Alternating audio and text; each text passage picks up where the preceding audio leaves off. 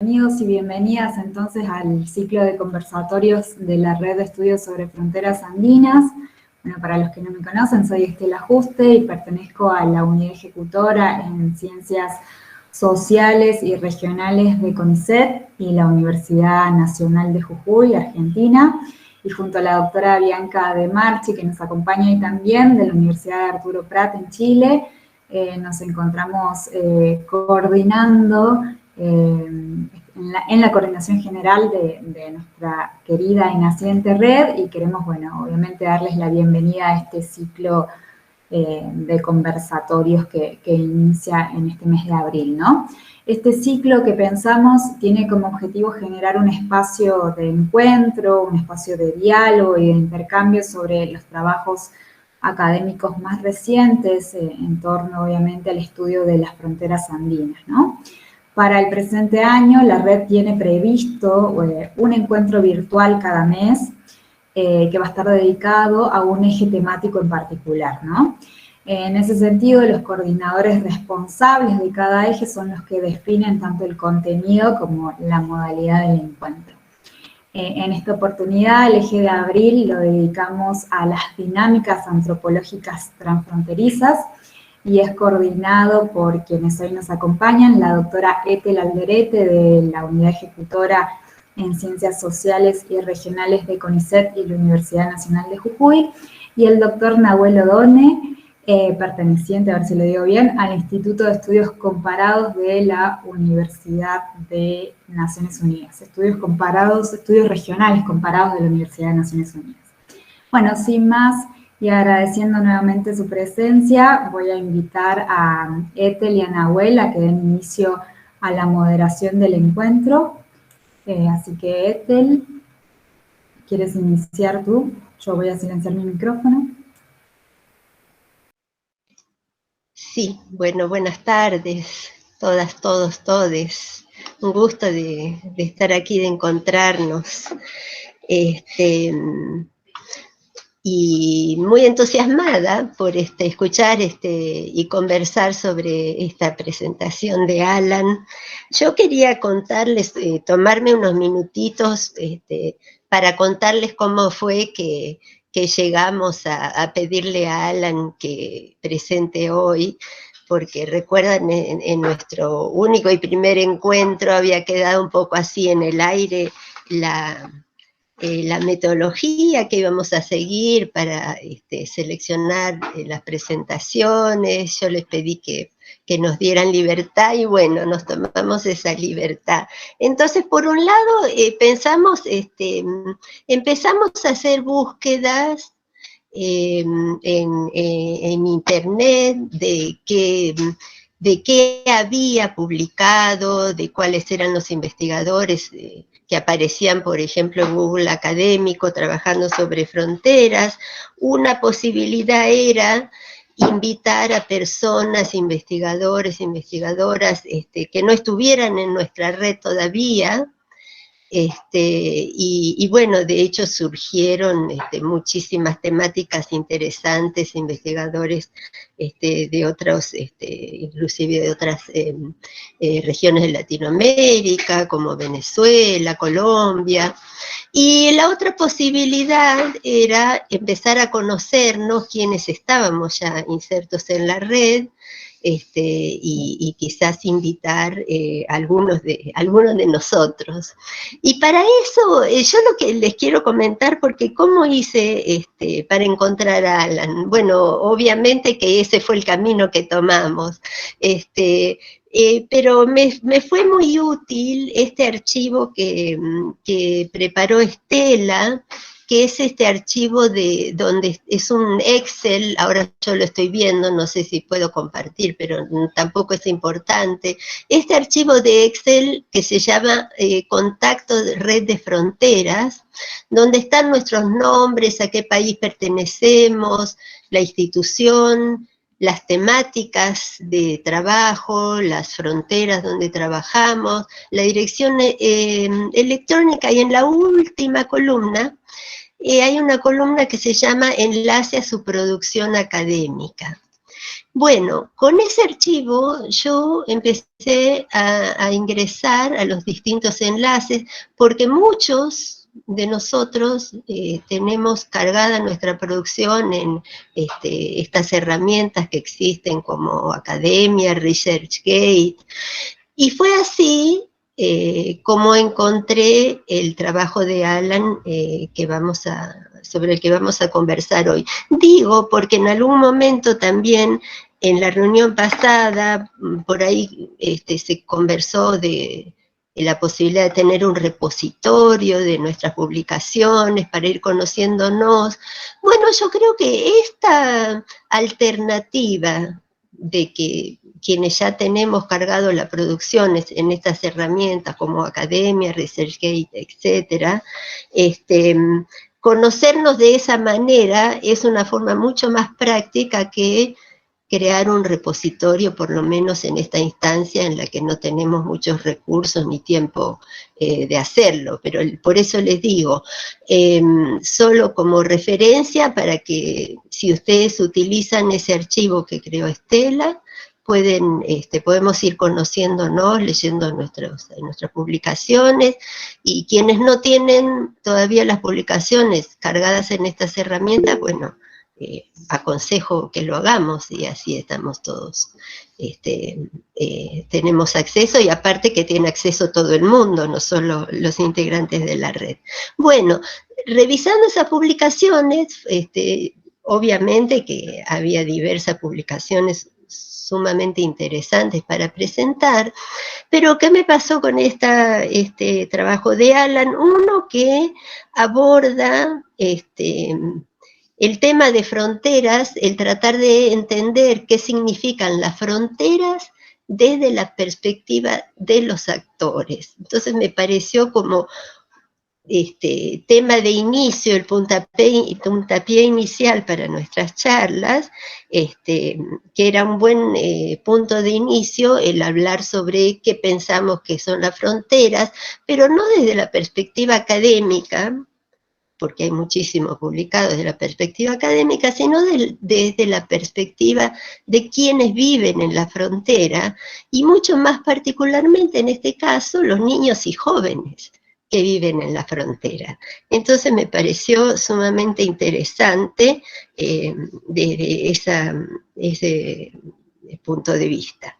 Y también me pareció sumamente interesante la aproximación metodológica que usa Alan, que obviamente él va a presentar y nos va a explicar, pero esto de la utilización de dibujos, para poder indagar sobre percepciones, significados que las personas atribuyen, en este caso a la frontera, pero podría ser cualquier otro elemento de nuestro interés. Porque muchas veces la herramienta que más comúnmente utilizamos, que son entrevistas, conversaciones con las personas, cuando queremos llegar a esas cuestiones de significado y percepciones, las personas muchas veces no han pensado ni elaborado qué significado le dan a algo. Entonces, por ahí, en una conversación, estamos limitados en acceder a esa parte inconsciente, esas elaboraciones y inconscientes que tenemos en nuestra mente, y que el dibujo nos ayuda a llevar, a concretizar de alguna manera y a trasvasar eso que no está en nuestra mente en algo más concreto. Bueno, como herramienta también, obviamente, complementada con charlas, con entrevistas, como bien hizo Alan en su trabajo, me pareció que desde el punto de vista metodológico, a mí me resultó muy útil este trabajo. Así que bueno, sin más, sería escuchar a Alan. Agradezco la participación de todos, y luego de que Alan haga su presentación, Nahuel va a tratar de coordinar la discusión y, si es necesario, presentar algunas ideas disparadoras para esa discusión. Listo, Alan, adelante, gracias. Muchas gracias, Ethel. Yo antes de pedirle la palabra a Alan, lo voy a presentar, voy a leer un poquito su currículum. Alan Rodríguez Valdivia, quien nos acompaña hoy, es geógrafo por la Universidad de Tarapacá, en Chile. Es magíster en ciencia con especialización en gobernanza de riesgos y recursos por la Universidad de Heidelberg, Alemania, y es candidato a doctor en Historia en el programa de doctorado en Historia de los Andes por la Facultad Latinoamericana de Ciencias Sociales, Flaxo, en sede Ecuador. Así que bienvenido, Alan, y te damos la palabra para escucharte. Bueno, muchas gracias, Ethel, Estela, Nahuel, también por los comentarios que vas a dar más adelante. Bueno, a todas las personas de la red, por esta posibilidad de poder presentar este trabajo que, como le decía a Estela, jamás lo había presentado. Fue algo muy experimental en sí. Pero muy contento de estar aquí, poder compartirlo, compartir ideas, intercambiar. Así que bueno, muy feliz.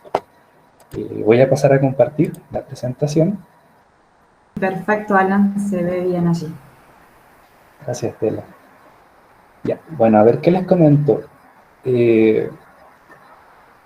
Primero que todo, este trabajo lo hice junto a Cordelia Freeman. Por el año 2014 comenzamos con esta idea. Ya voy a puntualizar un poco en eso. Y creo que fue un feedback bastante interesante que se fue dando, y como se van a dar cuenta, esto fue bastante ir experimentando con cosas que íbamos conociendo en el momento, además de los intercambios que teníamos con Cordelia, que llegaba por su beca de doctorado a estudiar la frontera en el norte de Chile, específicamente entre lo que fue el plebiscito entre Perú y Chile por 1929, y extendiéndose más también en el tiempo hacia el presente. Y ahí fue que nos empezamos a conocer, a intercambiar ideas, y fue naciendo esto del título que ustedes ven ahora, que se llama El estudiante y la frontera, una aproximación a los imaginarios geográficos en el norte de Chile. Y bueno, me gusta esta imagen de fondo, creo que se ve todavía, que es lo que dibujó una chica que estudia en el Liceo Granaderos de Putre, y que ella es de Bolivia. Entonces, me pareció interesante. O sea, en realidad fue una imagen que yo le presté a la editora Gabriela de ese momento, de la revista de Espacio, de Geografía, que está en Santiago de Chile, y entre las varias que le envié en ese momento ella seleccionó y claro, después viéndola, discutiéndola, como que tiene bastante significado sobre el tema de cómo se imagina la frontera, la ruta, ¿cierto? Y también desde la posición en que esté la persona, en el lugar, desde donde viene también, y de sus experiencias que tenga en el lugar de destino, es que uno puede ir tal vez entendiendo qué es lo que significa un dibujo, que es otra cuestión que también voy a explicar en la metodología. Bueno, quisiera empezar, son 4 puntos los que voy a exponer. El primero, quisiera acá muy brevemente exponer algunas limitaciones actuales sobre lo que yo conozco sobre los estudios de frontera. El primer punto es que, como les decía, esto se comenzó a dar en el año 2014, ya mientras yo en la Universidad de Tarapacá estaba a cargo de un curso de geografía cultural. Y ahí en el curso de la universidad empezamos a jugar con hacer dibujos, y entre esos dibujos salió a hacer qué es lo que experimentaban las compañeras y compañeros sobre la frontera que experimentaban, específicamente entre Tacna y Arica. Y de ahí conversaron las conversaciones con Cordelia, y empezamos a trabajar esto de una forma muy en el camino, porque esto no era un estudio financiado ni nada, sino que era algo que iba saliendo de acuerdo a las salidas a terrenos que teníamos. O en algún momento Cordelia, teníamos un tiempo, vamos a Putre a ver, consigamos a ver si nos dan un espacio para poder hablar con la gente. Y bueno, así se fue dando, y terminó de escribirse en 2015, y ya está, después se publicó. Eso, Y lo segundo es que desde el momento en que yo por lo menos, porque al no estar Cordelia voy a entregar mi punto de vista de la experiencia de hacer este trabajo, es que desde ese momento yo no le seguí dando continuidad al tema de los estudios de los imaginarios de la frontera, ¿ya? De ese momento hasta ahora han pasado muchas cosas y muchos cambios en mi forma de reflexionar y de estudiar ciertos fenómenos.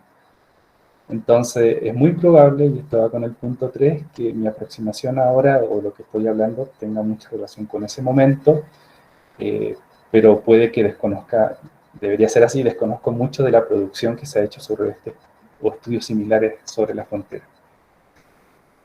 Dando ese marco, desde donde voy a interpretar en este momento la producción del artículo, entro más que todo ahora a contextualizar, ¿cierto?, de qué trata esto. Lo que ustedes ven hacia su izquierda es un mapa que representa más que todo como ese espacio de interacciones en el cual centramos la investigación. Y en ese mapa ustedes van a ver delimitado lo que es la región de Arica y Parinacota, que es tal vez el objeto principal que nosotros queríamos comprender, las dinámicas de cómo se pensaba desde este lugar la frontera. Siendo el objetivo de estudio, como sale arriba, el imaginario geográfico de la frontera en el extremo norte de Chile desde la perspectiva del estudiante. Y lo que ustedes ven en ese mapa, a su izquierda, en puntos rojos, son los lugares en los cuales nosotros con Cordelia llevamos adelante el proceso de dibujar, ¿ya? Dibujar en Arica con estudiantes de la Universidad de Tarapacá, de dibujar con estudiantes en el Liceo Granaderos de Putre, ¿ya?, que se encuentra ya hacia las alturas. Y también algo que se dio en el camino, mientras hacíamos un trabajo de campo, fue que pudimos ingresar a una escuelita que estaba en el pueblo de Tignamar, que es un lugar muy pequeño. No sé cuánta población tendrá ahora, pero no debe pasar tal vez las 60 personas, 50.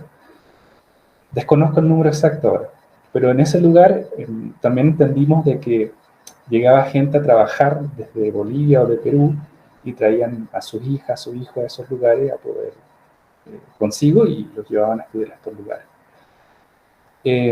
Esos son los puntos referenciales de la producción de los dibujos, y además en este caso lo que representan las estrellas son los pasos fronterizos, los principales que nos nombraban en los dibujos. Por ejemplo, el de Chacayuta, cerca de Arica, el de Chungará, cerca de Putre y Tignamar, y más al norte, el de Bisbiri, ¿ya?, que ese se le nombra el tripartito porque se comparte con Bolivia, Perú y Chile. Otra cosa que acotar, mientras tanto, es que en Bisbiri también con los estudiantes de la universidad se hicieron dibujos in situ, y algunos de esos también están dentro del trabajo. Dando este contexto espacial, ¿cierto?, de la distribución y cómo se van produciendo estas cuestiones, es que también les traigo el argumento principal, ¿ya?, del que estamos trabajando en el artículo. Quiero que entiendan que el trabajo se escribió hace mucho, y volverlo a leer después de tanto tiempo también me da otro punto de vista. Así que pueden que haya cosas que, por ejemplo, este argumento principal no está en el comienzo del artículo, sino que llegó al final como hipótesis, ¿cierto?, de lo que nosotros recabamos. Y lo que dice principalmente, es que las dinámicas espaciales, entendiendo la región de Arica y Parinacota, se han intensificado más que nunca en la actualidad. Por tanto, nos vemos enfrentados a una movilidad en donde conviven territorios zona, territorios red.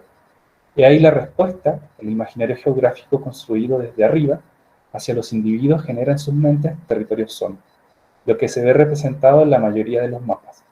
Pero a partir de la experiencia, y cuando se discute, nos encontramos con la porosidad, la permeabilidad fronteriza que nos lleva a los territorios red, que es como realmente se vive la frontera y el espacio en el extremo norte de Chile. Y eso es lo que voy a tratar de ir fundamentando en el transcurso de la presentación. Creo que hay un debe acá muy importante, que en ese momento con Cordelia tampoco nos involucraba mucho, que es la dimensión histórica también que tiene esta frontera. Entonces, hablar de esta intensificación en la actualidad, creo que fue algo muy apresurado en relación con el proceso histórico que vive ese espacio desde varios siglos atrás. Pero bueno, Ahora en este segundo punto me voy a centrar en la parte metodológica y creo que el trabajo o la presentación lo voy a abordar desde ahí principalmente. Y aunque acá dice herramienta metodológica, en lo que vienen las 3 diapositivas a continuación, voy a tratar de especificar cuestiones metodológicas, pero aquí principalmente el concepto, ¿cierto? El que tratamos de tratar, de elaborar, aunque no está expresado de manera explícita en el artículo, así como con este nombre, pero esta herramienta de la geografía imaginaria de la frontera creo que nos permitió poder ir anclando ideas, ir ver por medio de qué vamos a tratar de llegar a aquello, ¿cierto? Aquel fenómeno. Y comentarles que en ese momento, como yo les decía, en el 2014 estaba en ese curso de geografía cultural y la propuesta con que le llegué a Cordelia fue principalmente enfocada en base a estos estos 3 textos que ustedes ven en la pantalla. Que en ese momento me llamaban mucho la atención. Por ejemplo, el de Rogerio Hasbar sobre el mito de la desterritorialización. Y de ahí nace estas palabras que ustedes vieron anteriormente, territorios red, territorios zona, ¿cierto? A partir de su trabajo y más que todo cómo él explica cómo esta cuestión de la frontera, de los territorios, es algo mucho más complejo que encasillarlos en algo muy rígido. Pero, sobre todo, fue el trabajo de fronteras en movimiento imaginario geográfico, que es la ilustración que ustedes ven al centro, en la cual nace esta idea, ¿ya? ¿Por qué? Porque ahí Andrés Núñez, el profesor Andrés Núñez, plantea esta cuestión de frontera porosa, frontera barrera. En realidad hay poca rigurosidad metodológica que tuvimos con Cordelia en poder establecer o fijar un concepto más preciso, porque a veces jugamos entre frontera barrera y territorio zona, casi como un sinónimo, ¿ya? Pero lo interesante de este trabajo fue que dentro de los artículos que estaban en todo el libro, que ahora no me recuerdo muy bien todos los trabajos que estaban ahí, uno de esos trataba cómo estudiantes entendían la cordillera de los Andes y la frontera representadas, si mal no recuerdo, desde los textos escolares. Entonces, con Cordelia yo le dije, bueno, podríamos ver, siguiendo esta línea, cómo es que estudiantes, ya que tenemos un primer material, acá en la universidad, pero también en el liceo, un nivel, tal vez gente mucho más joven, entiendan esto. O sea, cómo de acuerdo también a este nivel de educación que tienen, pueden haber ciertas interpretaciones que están intercambiando en ese momento. Y de ahí nace esto, y que además de esto se ancla a lo que también había leído de un texto de Alicia Mindón y Daniel Giroux sobre la geografía del imaginario. Entonces, además de eso, de ver cómo estas personas que están ubicadas en cierto lugar, o estudiantes de la universidad que venían más de otras regiones del norte de Chile, o más al sur de Chile, entendían estos lugares, ¿ya? Sobre todo aquel lugar que le llevamos a experimentar, que era la frontera o el paso fronterizo en Bisbil. Y de ahí está esta cuestión entre lo de uno, lo de otro, ¿cierto? Lo que uno observa, las banderas, la ropa, la distancia que se toma entre uno y otro. Pero creo que también esta cuestión de la geografía imaginaria también se debe mucho a lo que en ese momento estaba leyendo de Bernard de Barbieux, sobre la construcción imaginaria también de lo que es la frontera. Entonces, es a partir de eso en que con las discusiones de Cordelia que tuvimos empezamos a ver, bueno, esto puede ser interesante. Y de ahí esta geografía imaginaria de la frontera abarcada desde esta cuestión. Y de ahí nacen estas 2 palabras principales, que es frontera barrera y frontera porosa. Fue ahí también que dentro de esa discusión con Cordelia empezamos a ver, o Cordelia sugirió, cuando yo le hablaba de los dibujos, bueno, trabajemos con mapas mentales. Y bueno, ver esta experiencia, me decía Cordelia, desde casi individual, ¿cierto? Cómo experimentaban la frontera, pero además de eso, cómo las instituciones también mediaban esa experiencia, o sea, de estar estudiando en este lugar, de vivir en este otro lugar, etc. Y de ahí vienen estas representaciones mentales, que se van a plasmar en el dibujo. Además de eso, también tratamos de entender que al entender o tratar de comprender la frontera, debíamos también tratarlo de manera distanciada. Por eso es también la elección, no solamente en un comienzo tener Arica, pero en otra también Putre, porque Putre está más cerca de otro paso fronterizo, o tal vez de otras interacciones, y después lo que se dio con Tignamar. Entonces, esta distancia espacial también nos llevaba a tratar de comprender cómo se concibe esto dinámicamente, pero a través de la distancia, en diferentes espacios. Y otra cuestión que también va dentro de la metodología de nuestra selección es que una vez que tuvimos los dibujos en las manos, ¿cierto? Nos sentamos a conversar de los dibujos por varias horas, en varias ocasiones.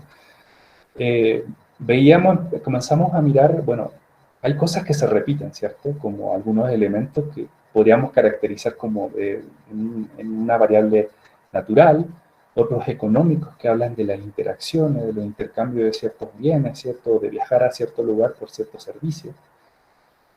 Otros en un ámbito político que entendíamos como aquellas cuestiones que veíamos en el dibujo que representaban, por ejemplo, banderas nacionales, gorro, ícono, por ejemplo, el morro de Arica, que es algo muy representativo sobre batallas en la Guerra del Pacífico.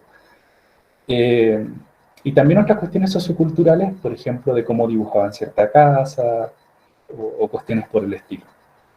De ahí es que construimos estas 4 variables, con las que en un comienzo tratábamos de comprender, y que ustedes van a ver en un cuadrito dentro del artículo. Y otra cosa también, y que ya les he estado comentando, que tiene que ver sobre esta muestra, ¿cierto? Con un número no muy grande de personas, por eso es una aproximación. Como les dije, lo tratamos de hacer en el camino y con el tiempo que disponíamos. Pero aunque el número de personas no era muy grande, tratamos de darle mucho hincapié a esta interpretación.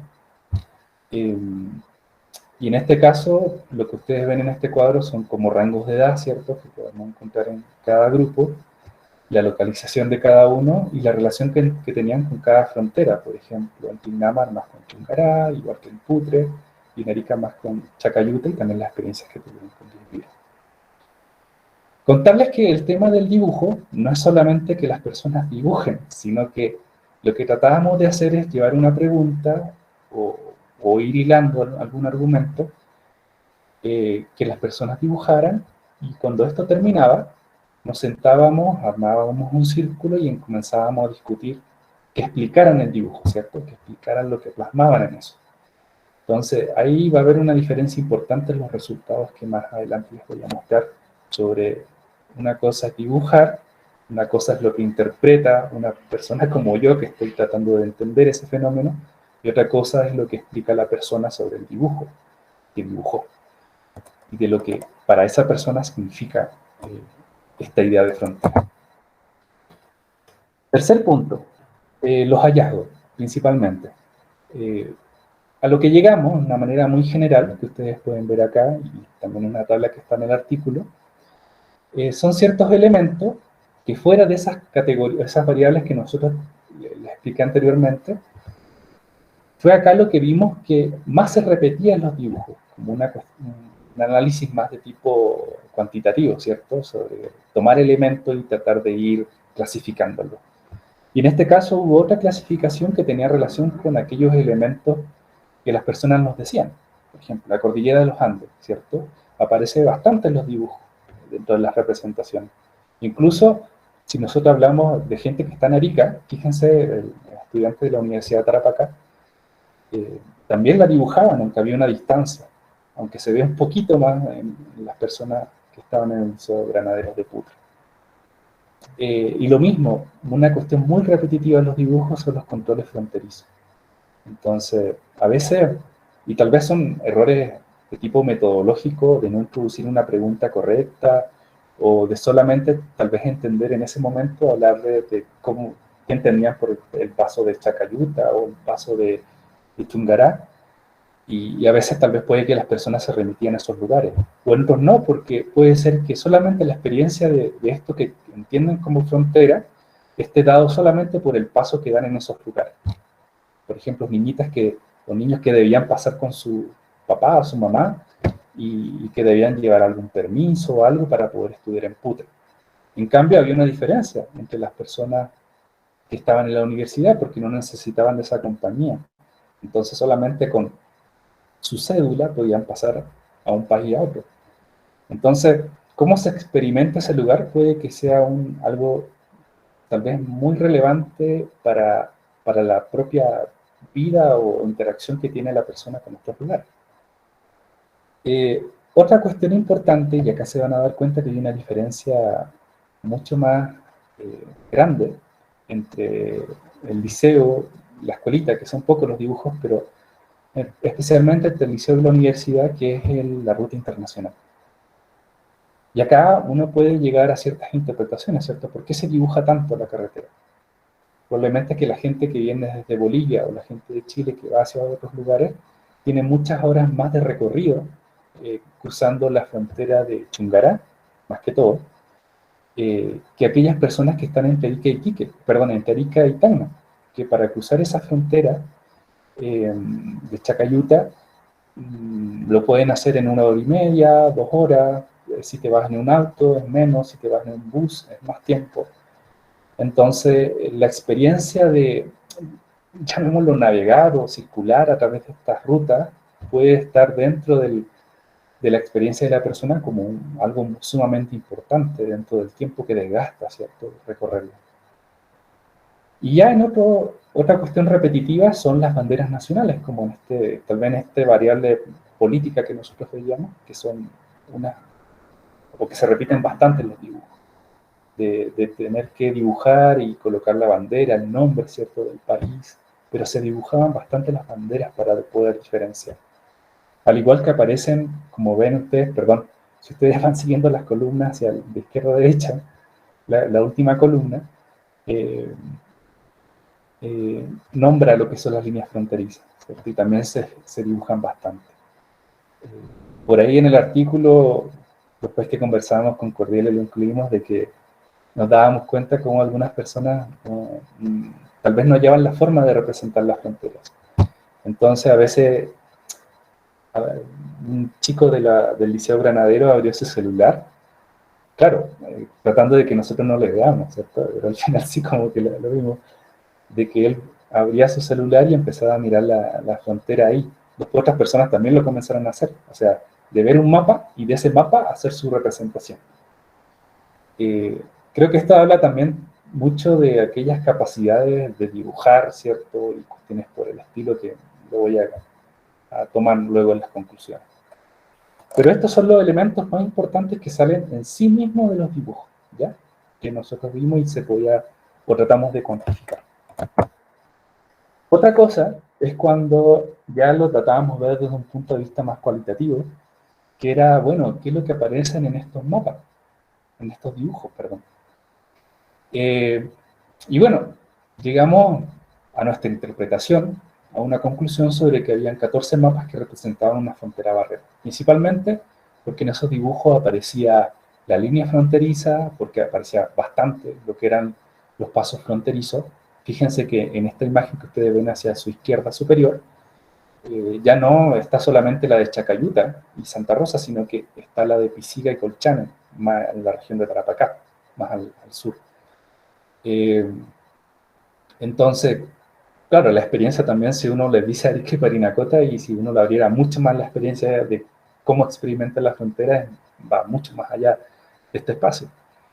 Pero bueno, esos elementos se repetían, como por ejemplo en el dibujo que ven a su derecha, donde un estudiante de la Universidad de Tarapacá hace otro tipo de dibujo, ¿cierto? Ya no es desde esta perspectiva Mercator que ustedes ven en el mapa superior izquierdo, sino que una desde la perspectiva del ojo, como me explicaba Cordelia, y acá ustedes también ven lo mismo, ¿cierto? Aparece ese cartelito saliendo de Chile, o sea, es como que, aunque uno no ve una muralla, uno no ve una línea, pero sí está presente aquello de que estás cruzando algo.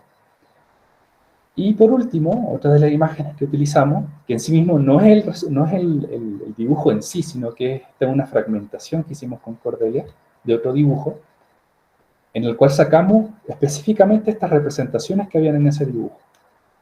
Fíjense de que la persona que dibujó esto, de la Universidad Tarapacá, diferenció por bandera, pero también por los tipos de gorro que él observaba en ese lugar, porque en ese momento que hizo el dibujo nosotros estábamos en Viviri, al igual que el dibujo que está a su derecha.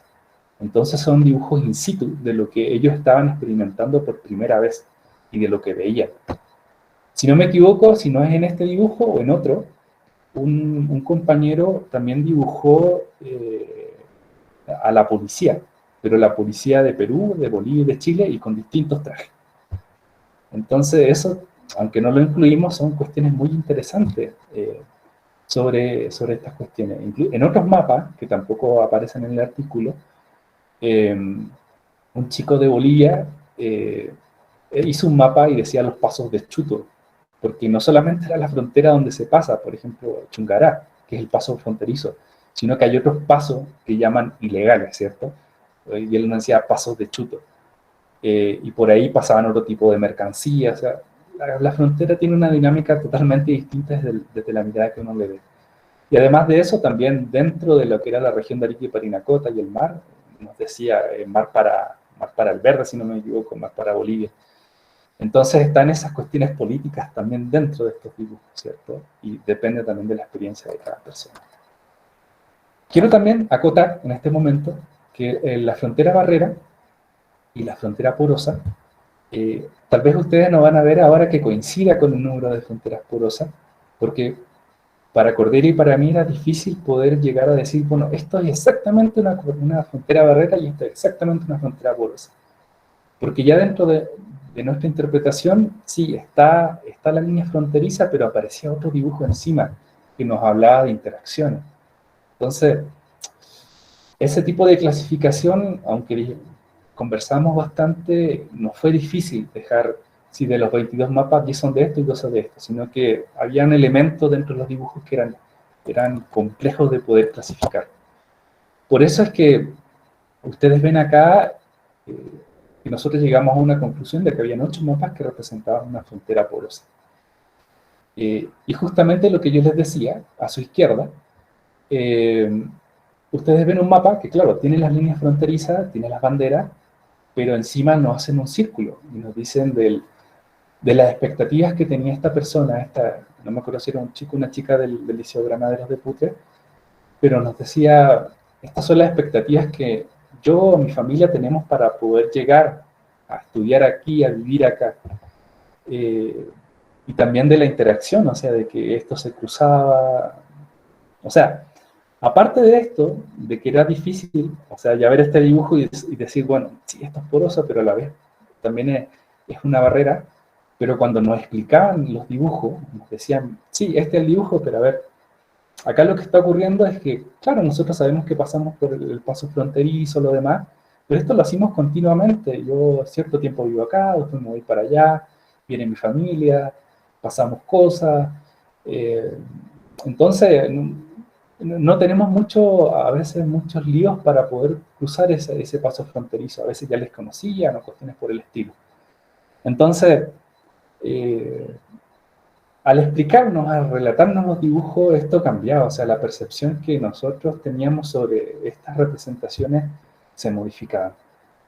Y en este otro caso, a su derecha, no sé si se ve bien, pero este es un mapa que dibujó un estudiante de la Universidad de Tarapacá y que nos muestra que, claro, está la línea divisora, ¿cierto?, en rojo, pero también nos muestra todos los intercambios que se dan entre Arica y Tacna, de una ciudad y otra, por temas de comercio, de intercambio, culturales, de salud, también como muy importante en esos intercambios que se dan.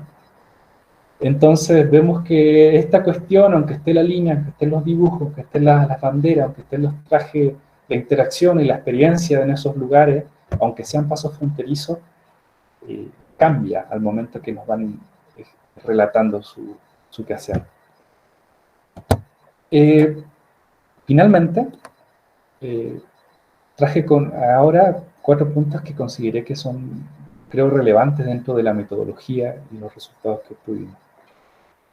El primero es que desde un punto de vista estadístico, llegamos a ciertos elementos que nos nombraban las personas y que fueron representados en los dibujos, ¿ya? Que va más allá de esas variables o categorías que nosotros tomamos como naturales, económicos, sino que cuestiones o elementos dentro de los dibujos que resultan relevantes para las personas, para poder diferenciar un espacio de otro, o comprenderlo como algo en donde se interactúa. Desde un punto de vista cualitativo, esta metodología también nos permitió entender la distribución de estos elementos dentro de la interpretación que nosotros también les dábamos, entender también por qué se utilizaban ciertos colores, o bueno, porque el tema de los colores de las banderas, ¿cierto? Marcarlo como a fuerza o cuestiones por el estilo. Otra cuestión que nosotros consideramos que es sumamente importante dentro de esta metodología, el método de los mapas mentales, es que es la disposición y la habilidad que tienen las personas para dibujar. Algunas que no tienen o no creen tener muchas capacidades para hacerlo, a veces veíamos que miraban a su compañera o compañero para poder replicar lo mismo, o como les decía, miraban un celular, o a veces se demoraban, era como que pasaba unos 40 o 30 minutos y no dibujaban, y nos acercaban y nos pedían ayuda, ¿cierto? ¿Qué podía hacer? Entonces, son unas cuestiones bastante mediadas sobre aquello. Y lo último que quiero rescatar sobre esta parte cualitativa es que creo que es una de las partes más fundamentales y que no es inherente sobre el tema del dibujo, y que son estas conversaciones grupales sobre los significados de los dibujos. Porque a veces no solamente es que la persona explicaba su dibujo, sino que además una vez que decía algo, la persona salía y le decía, sí, bueno, esto es verdad, pero no.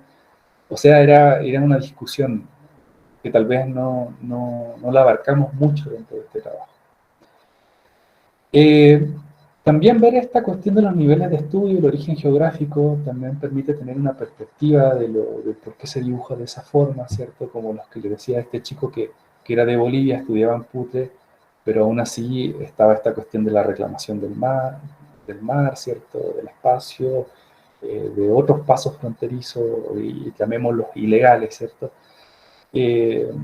Entonces eso también permite ir modificando los significados que le dan las personas a sus dibujos.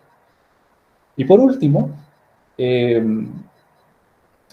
tenemos esta cuestión que llegamos a concluir de que había más mapas que representaban una frontera barrera por los elementos que estaban dentro de esto, desde un punto de vista cuantitativo y cualitativo, pero sin embargo, al momento de poder conversar los mapas con las personas en sesiones grupales, podíamos entender al final que, aunque dibujaran eso, al final sus experiencias nos llevaban a entender de que no era tan difícil cruzar las fronteras, de que aunque vivieran en otro país, tenían la oportunidad de estudiar ahí, o que viajaban continuamente, y cuestiones por el estilo. O sea, estás en Bisbéry y te das cuenta de la interacción que hay entre una feria que está en Perú, Bolivia, en Chile, cómo interactúa la gente, de pasar de un lugar a otro. O sea, realmente se experimenta de otra forma. Y con eso quiero concluir la presentación. Nuevamente darles las gracias a la red por poder presentar por primera vez este trabajo, y bueno, ahora quedo a su disposición de los comentarios, consultas, críticas hacia el trabajo. Muchas gracias. Muchísimas gracias, Alan. Le doy la palabra entonces ahora a Nahuel para algunos comentarios, y les pedimos que si tienen preguntas, bueno, las vayan preparando, lo pueden escribir en el chat o luego toman la palabra al final. Gracias. Muchísimas gracias, Estela, y bueno, principalmente muchísimas gracias, Alan, por esta presentación. La verdad que es un gusto y un enorme desafío para mí poder comentarla, porque bueno, no soy un especialista en estos temas y por supuesto aprendí mucho con la lectura de tu artículo, con tu presentación, y sobre todo estoy muy atento al debate, al intercambio que podamos generar aquí en este espacio. Quiero agradecer también muy especialmente a Estela, a Bianca, a Guara, que hemos estado un poco detrás ¿no? En conjunto contigo tejiendo esta conversación. En primer lugar, yo escribí algunas notas que por supuesto fui modificando en función de tu presentación, cosa que siempre sucede, y en este sentido son comentarios que espero puedan ser disparadores de una reflexión tuya inicial, y por supuesto, como decía Estela recién, vamos a estar también recogiendo las preguntas, los comentarios que se presenten en el chat, como así también dándole la palabra a las personas que así lo soliciten, levantando la mano en el Google Meet. Yo creo que estudiar la comprensión de la frontera por parte de las personas a lo largo de su ciclo de vida y de sus imaginarios es un ejercicio complejo que muy bien han desarrollado los autores y que particularmente nos has presentado aquí, Alan. En este ejercicio se analiza entonces particularmente la interpretación de niños, niñas, infantes, adolescentes, organizados en 3 grupos etarios a través del dibujo, con lo cual a las personas que estamos acostumbradas a leer, analizar, estudiar textos a través simplemente de la lectura, ya la interpretación del dibujo nos plantea un enorme desafío y ya esta cuestión per se me parece que tiene un enorme valor. Evidentemente también debemos sumar claramente el espacio en donde se lleva la investigación, que es la escuela, la que sin duda también tiene un enorme papel en la construcción de los imaginarios desde muy corta edad, como queda demostrado, y probablemente sea el segundo lugar principal de construcción de imaginarios por detrás de la familia. Y a su vez, como lo mencionabas ahora, también la inserción geográfica de la escuela en el territorio cuenta. Varias cuestiones podríamos plantearnos. En primer lugar, ¿ese imaginario cambia a lo largo del ciclo de vida de las personas que viven en la frontera? Por el agrupamiento de los dibujos realizados, podríamos decir que existe la idea de la frontera barrera o la frontera porosa a lo largo de los diferentes grupos etarios, y me pregunto si será igual a lo largo de todo el ciclo de vida, es decir, si permanece ese imaginario constante a lo largo del ciclo de vida de la persona o también cambia en función de nuevas experiencias vivenciales que seguramente va enfrentando a lo largo de su crecimiento y desarrollo en la frontera. Lo que sí queda claro es que es muy difícil representar la frontera sin dibujar mapas. Las fronteras se viven, por lo tanto es difícil identificarlas en abstracto. También podríamos preguntarnos si el imaginario representado por las y los infantes, las y los jóvenes de frontera, es igual al de las personas de la misma edad en el centro de sus propios países, países de referencia o en áreas no fronterizas. Evidentemente no. Esto también quedaba demostrado a lo largo de tu presentación. Y por supuesto la comparación entre las representaciones. Los imaginarios de estos niños y niñas y adolescentes son similares a las representaciones que haga la población durante el mismo ciclo de vida en otros contextos fronterizos. Es decir, una persona que crece en la frontera X y que ha construido este imaginario es igual a la persona que crece en la frontera y que también se ha desarrollado en un imaginario fronterizo. Bueno, evidentemente todo lo que indica tu investigación es que está fuertemente determinado por el contexto del territorio fronterizo y la experiencia, el uso que se haga de ese territorio, la vida que se desarrolle particularmente en ese territorio, pero al mismo tiempo este ejercicio de comparación evidentemente nos brindaría la oportunidad de comparar también algunos elementos vinculados al ámbito educativo para comprender cuánto aportan en la comprensión específica en la materia desde el ámbito propio de la escuela en esa construcción de ese imaginario colectivo fronterizo y nacional al mismo tiempo, dependiendo de los distintos contextos, ¿no? Esto obviamente nos permitiría comparar miradas nacionales, construcciones regionales, el impacto de los procesos de integración en la elaboración de nuevos imaginarios y hasta de los programas de cooperación que muchas veces han existido y centrado su foco en el intercambio escolar, ¿no? A través de programas como escuelas de frontera. Con respecto a los imaginarios en particular, y desde ya, bueno, destacando que no soy un especialista en el tema, a mí la reflexión que realizan en conjunto con Cornelia Freeman, Alan, de alguna manera me hizo pensar si la frontera es un imaginario de primer plano o central o secundario, siguiendo la propuesta que Castoriadis oportunamente hizo, ¿no? En particular, creo que se comprueba que la idea de frontera es un imaginario secundario, porque no la podemos pensar separada de la idea del Estado, de ese Estado que divide, que fija límites, que te da la bienvenida al país X, como mencionaban los dibujos, y que también gobierna el territorio.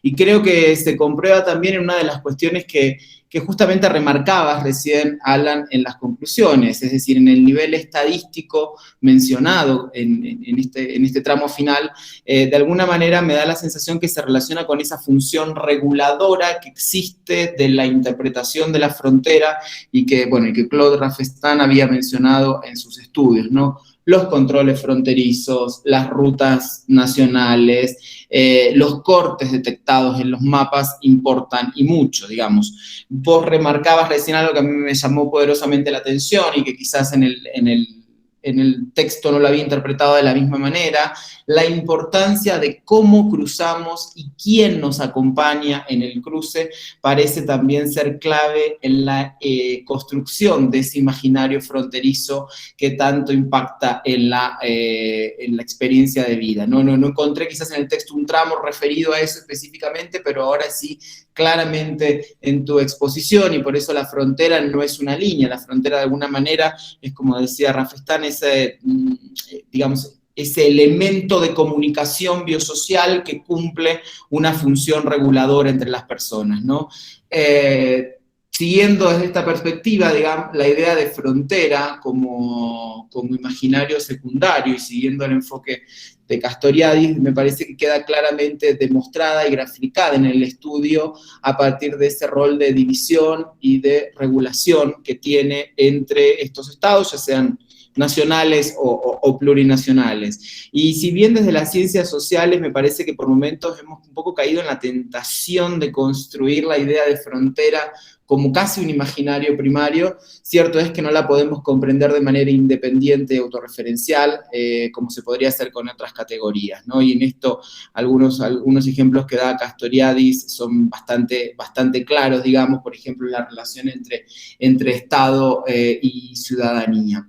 De alguna manera, no quiero con esto, ya para ir concluyendo, dudar de la importancia que la historia ha tenido la fijación de fronteras, interpretadas desde la propia existencia de diferentes pueblos originarios que lograban diferenciar el yo del otro, pero ha sido, sin lugar a dudas, me parece, la formación de los propios estados nacionales, o plurinacionales, reitero, la que ha simbolizado ese proceso de fragmentación territorial a partir del cual se construye la frontera y que marca fuertemente la interpretación actual que existe en las fronteras, particularmente en el territorio por ustedes analizado y en el ámbito escolar, digamos, ¿no? A modo de ejemplo, las guerras de independencia en América Latina fueron guerras de liberación, por un lado, pero también fueron guerras de establecimiento de nuevas fronteras que redundaron también en la desorganización de muchos modelos de sociedad, de operatoria,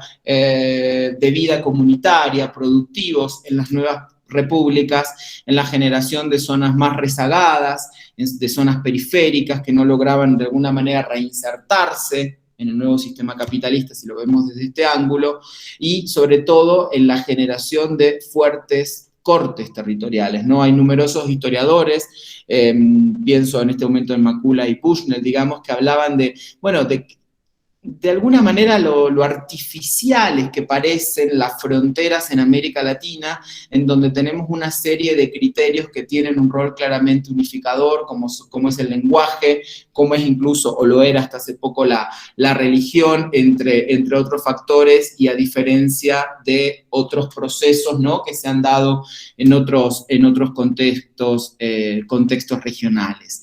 En este sentido, entonces, me parece que la historia nos ha determinado bastante en la construcción de estos imaginarios, como queda demostrado en los dibujos analizados, las banderas nacionales, los gorros frigios, el morro de Arica, la representación de las batallas ganadas, y también seguramente habrá alguna vinculada a las batallas perdidas, porque las pérdidas nacionales también influyen en la construcción de los imaginarios de la geografía fronteriza, ¿no? Creo que la simbología política cuenta mucho en ese dibujo de las fronteras, y bueno, y hoy en día las fronteras son, o siguen siendo, en el imaginario de las personas de la muestra, y a pesar de todos los cambios y las intenciones, lo que los estados hacen de ellas, ¿no? Pero sin lugar a dudas, si discutimos ese imaginario geográfico construido desde arriba, desde la percepción del territorio zona, como mencionabas, y lo supeditamos en esa discusión a la experiencia de vida de las personas, más allá de su ciclo específico de vida, de su corta edad, que en muchos casos forman parte de la muestra, ¿no? Termina resaltándose al mismo tiempo la porosidad y la permeabilidad fronteriza, que bueno, que acerca más a esa idea de territorio red, y bueno, y si no es red, al menos a una interpretación, sin duda, de un territorio distinto, de la frontera, y de una revisión incluso de la propia función reguladora que tiene la frontera en las relaciones sociales, ¿no?, de las personas que habitan ese territorio. Así que nada, en lo personal creo que he aprendido mucho. El ejercicio de escritura que hiciste en su momento, hace algunos años como mencionabas, pero sobre todo la reinterpretación que nos has presentado y los valores que has agregado el día de hoy fueron sumamente interesantes, y que bueno, y que nos llevan un poco a debatirnos, ¿no?, en nuestros propios imaginarios entre esto que mencionabas, ¿no? Mencionabas territorios zona, territorios red, la función reguladora por un lado de la frontera y la porosidad propia de la experiencia de vivir la frontera, a veces más allá de ese ciclo de vida, en función de cómo la crucemos y con quién la crucemos. Así que por mi parte me quedaría por acá, y más allá de devolverte la palabra, tenemos algunos colegas que están levantando la mano, como Bianca De Marchi y Hernando Arciniegas. Así que, si te parece bien, vamos a recoger, ¿no?, un poco todos los comentarios, las reflexiones mías con las consultas de los colegas, y te damos a vos la palabra a continuación. Bianca, por favor, adelante. Muchas gracias, Alan. Quiero hacer dos comentarios y una pregunta. El primer comentario, más que para Alan, es para los colegas que han organizado, para Ethel y Nahuel. Me parece que la idea de la forma de búsqueda del material para esta primera reunión es maravillosa. O sea, no se nos había ocurrido sugerirla, pero me parece tremendamente fructífera en términos de potenciar el espacio de lectura entre los componentes de la red. Y yo entiendo que no es así como sobre todo por lo que dices, Alan, entiendo que no es un material súper fresco de lo que estás haciendo, lo último que he producido, ¿no? Pero creo que incluso este ejercicio de revisar un artículo que dejaste atrás, yo me imagino leyendo algunos artículos de hace unos 5 o 6 años atrás, y creo que es un ejercicio bien complicado para uno, ¿no? Porque uno como que te das cuenta y dijiste, ¿cómo he escrito eso, no? Y creo que ese ejercicio es maravilloso, ¿no? Y pienso que es bien interesante lo que nos hemos planteado, me parece bien bonito. Pues en general estamos muy en este tipo de eventos, en leer lo último, lo fresquísimo, pero esta idea de recuperar lo que hemos hecho, además más cuando es un texto como el que tú propones, que evidentemente lo original está realmente en la metodología, ¿no? Y en el tipo de fuentes que trabajas, y creo que es también la etapa de formación en la que uno está. Yo me acuerdo haber hecho un texto muy aventurero, trabajando con audiovisual, con cosas medio locas sobre el territorio, la movilidad, y que estaba justamente en este periodo de formación doctoral, como en búsqueda de cosas, ¿no? Y creo que son muy fructíferas esas etapas, y que después las dejemos atrás y nos ponemos más serios, trabajamos ya cartografía, estadística, cosas más duras, pero son muy fructíferas estas metodologías, y pienso que hay que retomarlas. Y justamente el siguiente comentario es que me imaginaba cómo serían estos dibujos hoy en día. Evidentemente es un ejercicio complicado porque hay que hacer, ¿no? Habría que ir a campo, habría que ir a Putre, habría que ir a Biribiri y meter la metodología de nuevo y ver qué sale. porque efectivamente estas fronteras han sufrido en estos años procesos muy complicados, ¿no? Es decir, han sufrido nuevas presiones. Por un lado está global, el COVID-19, el cierre de fronteras, recién se están abriendo formalmente estas fronteras para los pasos fronterizos que no sean los comerciales exclusivamente, ¿no? Entonces sí que han sufrido mucho estas fronteras, ¿no? Y hay que ver que me parece bien interesante cómo podría esta metodología renovarse, o sea, la nueva aplicación de esta metodología darnos pistas de qué ha pasado en estas zonas fronterizas, ¿no? Y el otro tema es todo el tema de las migraciones sudamericanas y toda la tensión que se ha vivido en el norte chileno con el tema de estas migraciones que han puesto otra perspectiva en juego, ¿sí? Yo pienso que es mucho más fuerte en Colchane que en la parte de Arica, estamos un poquito más abajo, o sea, en esta zona es muy duro, y además porque al menos en mi experiencia de frontera, en esta frontera que tenemos aquí, y entiendo que en Arica no es tan distinto, sobre todo con Bolivia, la frontera ahora también es una zanja, o sea, tú la ves, está ahí cavada una zanja. Entonces ahí pienso si esto ha afectado o no la experiencia que uno puede representar de esta frontera. Y realmente creo que este tipo de metodologías, si las renovamos, las volvemos a aplicar, sería súper interesante. O sea, ojalá podamos experimentar con eso también, estando aquí cerca. Me pregunto si tú estás todavía trabajando en estas fronteras como para tener ideas de cómo podría funcionar. Pero bueno, ahí queda la cosa. Y finalmente sobre la experiencia que tú has escrito, me preguntaba cómo jugaba esta cuestión étnica, porque sí que esta frontera tiene como todo este registro del Aymara transfronterizo, pero que no necesariamente deja de tener marcas nacionales muy fuertes también, es decir, al menos en mi experiencia, la poca que estoy recogiendo en esta frontera, no es lo mismo ser Aymara en Chile que ser Aymara en Bolivia. Y aunque seas un aymara boliviano que está en Chile, en una región aymara, eres boliviano. Entonces ahí me pregunto cómo has registrado, si tu metodología registraba estas tensiones entre lo étnico y lo nacional en estas regiones fronterizas. Muchas gracias, Bianca. Alan, vamos a recoger todas las preguntas en conjunto porque hay varios colegas que han seguido levantando la mano para que después puedas hacernos una devolución. Y bueno, y es en función de cómo las he visto en mi pantalla reflejada. Así que, Hernando Arciniegas, por favor, te paso la palabra. Muchísimas gracias, Nahuel, y felicitaciones a ustedes, los organizadores, y en haber seleccionado este artículo que no, por ser de hace varios años, deja de ser actual. Y me sentí muy, muy complacido, Alan, de ver tu explicación y la metodología que utilizaste, porque tengo alguna experiencia parecida en esa frontera, pero lamentablemente no tuvo el análisis que ustedes hicieron del trabajo pictórico realizado por las distintas personas en las distintas edades con las que trabajaron. Hace algunos años conocí la experiencia del convenio Andrés Bello, que murió ya hace algunos años. Era un organismo regional para la educación y la cultura que trabajó en la zona de Bolivia, Perú y Ecuador el tema de la historia, la enseñanza de la historia, especialmente en las regiones que fueron perdidas por Bolivia y por Perú y que actualmente son chilenas.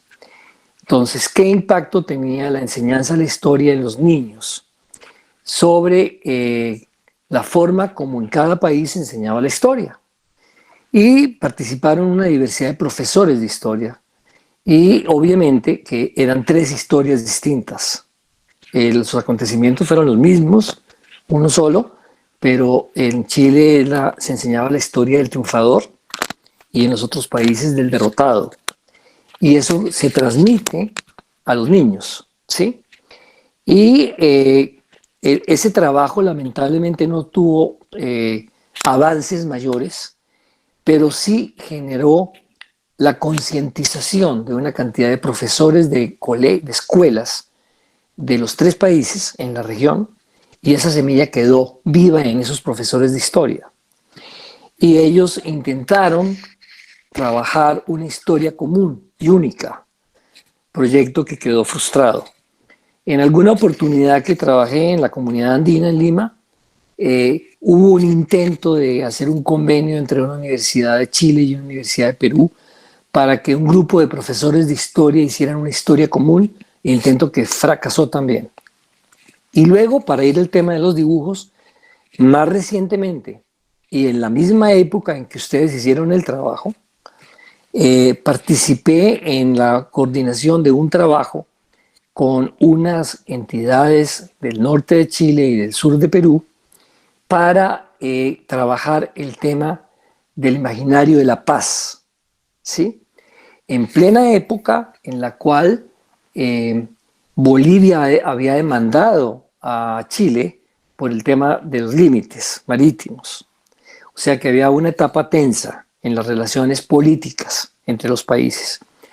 Y uno de los ejercicios que se hicieron fue trabajar con niños en las escuelas del norte de Chile y del sur de Perú con dibujos. Eran niños entre 4 y 7, 8 años, de cómo veían la frontera, ¿sí? O sea, el mismo ejercicio que tú hiciste, ¿sí? Se hizo allá también. Y esos trabajos solamente, el único uso que se les dio fue ponerlos en una calle peatonal de Arica y en una calle peatonal de Tacna para que la gente los viera, ¿sí? Yo tuve la oportunidad de ver las exposiciones y de hablar con muchos niños y de hablar con los papás de los niños. Recuerdo muchísimo papás de niños bolivianos que estudiaban en Chile, ¿sí?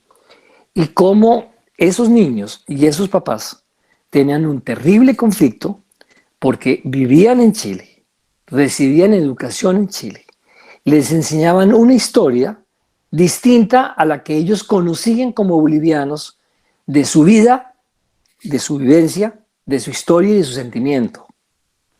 Y eso se reflejaba en los dibujos de los niños. Esos niños, por ejemplo, su bandera eran las dos banderas, la de Bolivia y la de Chile. Algunos niños peruanos recuerdo que para ellos el peor reflejo en un dibujo era la bandera gigantesca, que no he visto nunca una bandera más grande que la bandera que hay en el Morro de Arica. No conozco una bandera más grande de Chile y de ningún país, donde es como un poco la presencia autoritaria de un país que ganó y que quiere demostrar que ese es territorio chileno. Lo digo como ciudadano del mundo. No estoy hablando mal ni de Chile, ni de Perú, ni de nadie, quiero que lo entiendan. Pero los niños se sentían afectados, porque la historia que les enseñaban a ellos de quiénes eran sus héroes, quiénes eran, y en Chile eran los otros. Los héroes de un país eran los derrotados del otro. O sea, el tema de la historia, ¿por qué lo menciono? Va totalmente asociado al tema de la geografía y de la política. Y eso se refleja en el tema socioeconómico y cultural. Entonces, en los dibujos, como práctica metodológica de ese artículo que ustedes hicieron, es realmente fascinante que hayan utilizado esa metodología, pero que además la trabajaron, la analizaron y la discutieron con los autores de distintas edades. Aquí eran solamente niños y nunca fueron discutidas ni analizadas, porque el trabajo que se estaba haciendo era otra cosa distinta. Eso era un componente chiquitico dentro de todo el trabajo que se hizo durante 2 años sobre el imaginario de la paz alrededor, la integración y el desarrollo visto con el esquema, con el sombrero de la paz. O sea, es un tema que sería muy interesante algún día contárselos, pero digamos como su producto final, y para terminar, se creó un diplomado en integración fronteriza y cultura de paz entre tu Universidad de Tarapacá y la Universidad Privada de Tacna. Yo asistí a la inauguración de ese posgrado y estuve como conferencista en la primera etapa, pero le perdí el hilo y nunca supe si ese diplomado continuó. Lo que sí fue una cuestión frustrante para quienes participamos en el proyecto es que las universidades le cercenaron el nombre al diplomado de cultura de paz y dejaron simplemente el de integración fronteriza, algo así, pero el tema de la paz lo cercenaron. Tal vez por polémico, en fin, no sé. Sin embargo, había una gran afinidad y una visión muy compartida entre los académicos de las dos universidades, siendo una, además una privada y otra pública. De todas maneras, creo que quería contarles esto porque el artículo es fabuloso, te felicito, y me uno un poco a Bianca en el sentido de qué sería si se hiciera ese mismo ejercicio hoy, después de que ha pasado tantas cosas en esa frontera, en esa triple frontera. Muchísimas gracias y felicitaciones. Muchísimas gracias, Hernando. Seguimos con el uso de la palabra, entonces. Le pedimos a Christine Hunfeld que haga entonces su comentario. Puso uno en el chat, pero Christine, si quieres ampliarlo. Sí, muchas gracias, Nahuel. Muchas gracias, Alan. O sea, realmente es un trabajo fascinante y muy original, por cierto.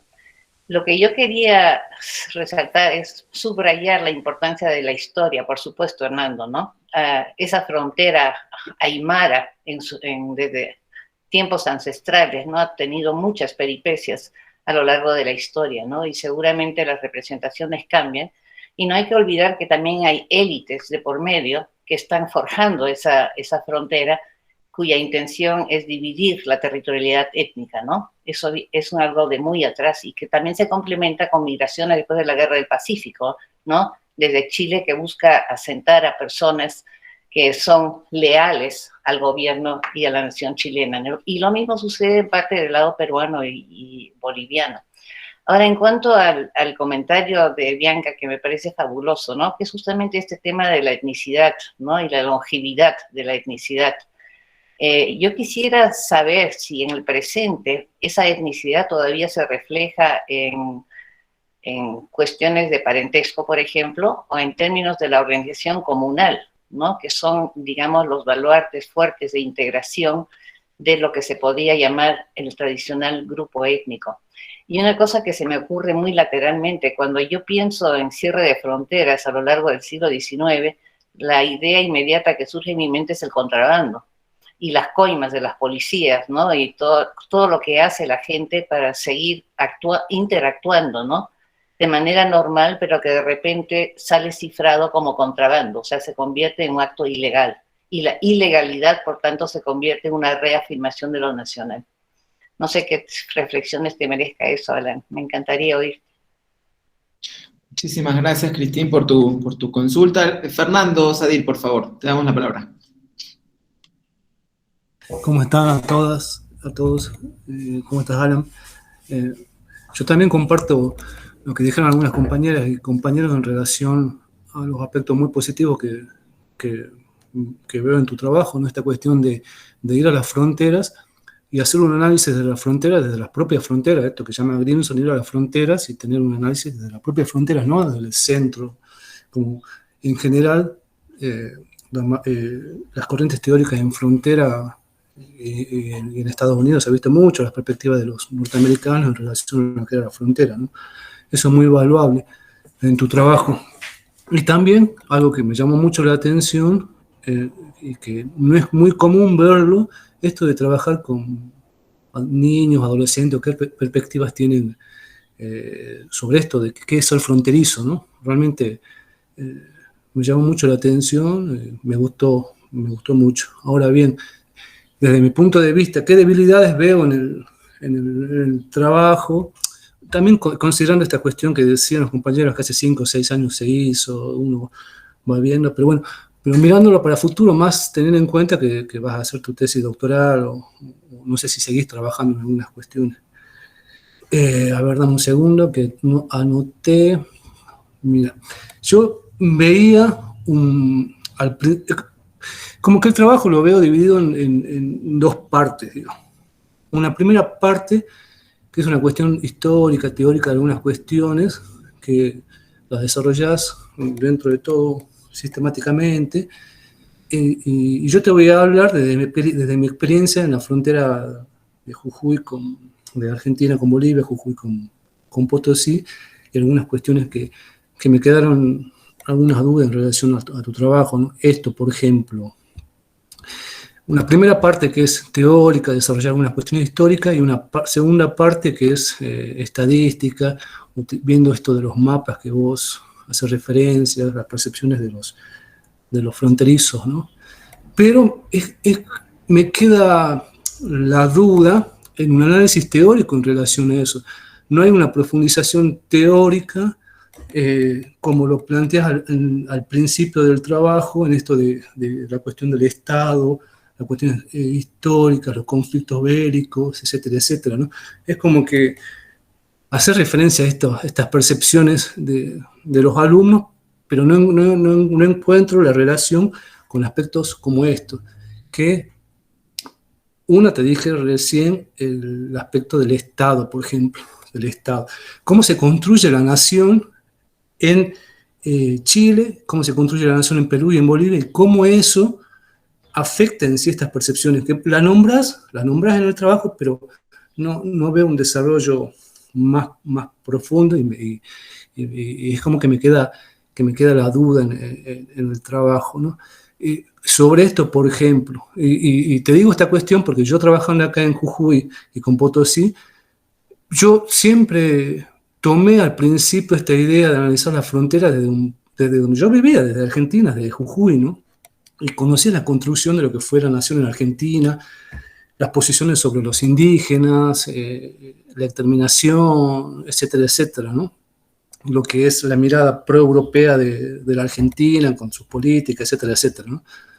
Y entonces cuando yo hacía el trabajo de campo acá con gente que venía de Bolivia, en San Salvador o en La Quiaca, a mí me llamó mucho la atención cómo ellos mismos reproducían estas cuestiones, estas discriminaciones, estos prejuicios al interior de los propios bolivianos, esto de son collas, son indios, etcétera, etcétera, ¿no? O son chapacos, era muy fuerte el tema del regionalismo. Entonces ahí me di cuenta que mi percepción sobre la frontera estaba muy influenciada por la propia condición de argentino que yo tenía y cómo me había sociabilizado a lo largo del tiempo en esto de la frontera, ¿no? Cuando comencé a buscar información del otro lado, cómo se fue construyendo la nación en Bolivia, o sea, me fui dando cuenta que entre comillas, me fui dando cuenta de por qué los bolivianos en Jujuy tenían todas estas posiciones en torno al indio, al indígena, al colla, etcétera, etcétera, ¿no? Entonces, en la frontera se daban la comunión de dos formas de construir la nación que influenciaban en todos los aspectos y en las posiciones que los fronterizos tenían, ¿no? Esto que vos hablas de los mapas o los niños cómo van.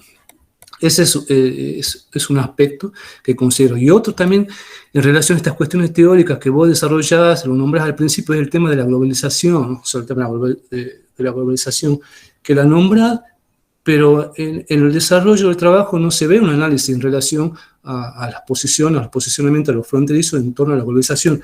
Y yo voy más allá de la globalización. No se ve la cuestión del capitalismo, de cómo el capitalismo y el desarrollo capitalista ha incidido en la frontera a lo largo del tiempo y cómo hoy en día tiene un papel en esa frontera. Te lo digo en el caso de Jujuy y la Argentina, ¿no? Cómo a lo largo de la historia el desarrollo capitalista ha influido tanto en las poblaciones fronterizas como el tema de los ingenios, por ejemplo, el comercio fronterizo en La Quiaca, que ha ido generando toda una situación de vulneraciones, de relaciones tensas entre los fronterizos, sean bolivianos, indígenas, etcétera, etcétera, ¿no? O sea, me parecería que había que incorporar eso al trabajo, ¿no? Y en relación a esto que planteaba la compañera de Bolivia, también me quedó la duda, ¿dónde entran las poblaciones indígenas? ¿Dónde entra lo étnico, no? Porque muchos de esos alumnos pueden ser aymaras, o sea, y los aymaras, o sea, tienen una ¿cómo podría ser? Una política, como para decirlo de alguna forma, que se entiende en esto de la construcción de la nación. O sea, ellos muchas veces no pertenecen a Bolivia, sino tienen una nación propia. O sea, esas cuestiones que me van quedando en el tintero y que me pregunto, ¿no? ¿Qué pasa en el norte de Bolivia? Y ya para ir finalizando, otra cuestión que también me queda en el tintero es, vos tomás esto de los mapas y las concepciones de un solo lado de la frontera, ¿no? O sea, del lado chileno. ahora. Pero hablamos de una construcción de la frontera como porosa, bueno, en algún momento del trabajo hace referencia hasta dónde se extiende la frontera, o sea es quizás como un espacio fronterizo, algo así, que se va más allá del límite, pero también en los estudios fronterizos, en los estudios migratorios, se está haciendo mucho énfasis en los últimos años en esta perspectiva de no solamente considerar un lado de la frontera, sino que esas relaciones, esas interacciones, estas percepciones en este ida y vuelta de migración, de movimiento, etcétera, sea considerado también desde el otro lado, ¿no? O sea, y te doy un ejemplo que a mí me pasó en La Quiaca, con esto ya cierro, en La Quiaca, Villazón. O sea, me iba a hacer trabajo de campo a La Quiaca con toda esta idea de que los bolivianos en Argentina sufren la discriminación constantemente en distintos sectores de la vida cotidiana, sufren la discriminación, los prejuicios, se echa la culpa a los que los bolivianos vienen y le quitan el trabajo, que los bolivianos generan un gasto a la salud, y así como eso un montón de otros ejemplos, ¿no?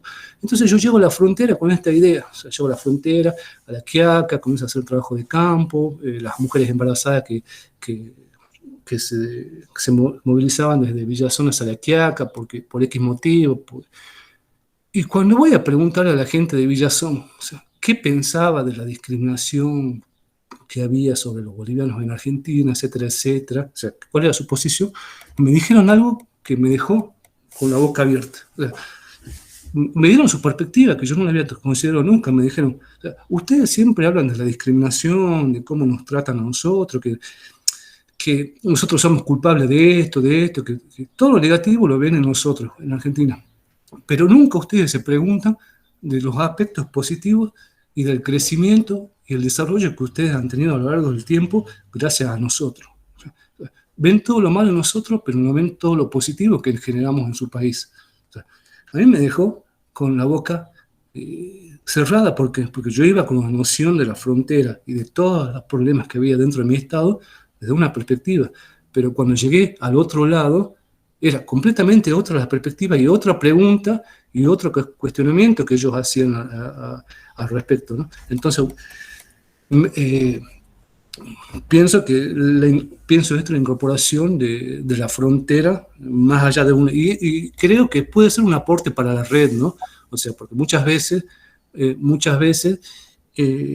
no es fácil trabajar en la frontera, trasladarse a donde vos trasladarte es lejos, etc., y más al otro lado del estado, pero sí podemos buscar las conexiones entre uno u otro lugar, ¿no? O sea, vos tenés un trabajo en el norte de Chile, yo tengo acá en el norte de Argentina, otros compañeros también en Bolivia, pero me voy preguntando algunas cuestiones. Por ejemplo, yo ahora últimamente estoy analizando el comercio fronterizo acá en el norte argentino, en La Quiaca, Villazón, y veo que hay muchos productos que ingresan, creo que de China, o sea, por los puertos de Perú, por los puertos de Chile, por la zona franca, etcétera, etcétera. Entonces me comienzo a preguntar toda una serie de cuestiones. ¿Cómo llegan hasta Villazón? O sea, hay todo un recorrido, hay grupos que están, cómo se ve el poder, las relaciones de poder más allá del Estado en esas cuestiones, cómo las poblaciones indígenas, lo étnico, entran en estas cuestiones. O sea, ver las fronteras como una red en donde cada uno de nosotros podamos hacer un aporte y se pueda hacer un análisis global. Por supuesto, teniendo en cuenta, desde mi punto de vista, teniendo en cuenta algunos puntos comunes entre todo esto de qué papel tiene el sistema capitalista o el desarrollo capitalista en cada una de las regiones, qué papel tiene el Estado y la construcción de la nación en cada una de las regiones, etcétera, ¿no? Pero felicitaciones, Alan, por tu trabajo. Muchas gracias, Fernando, por tus comentarios.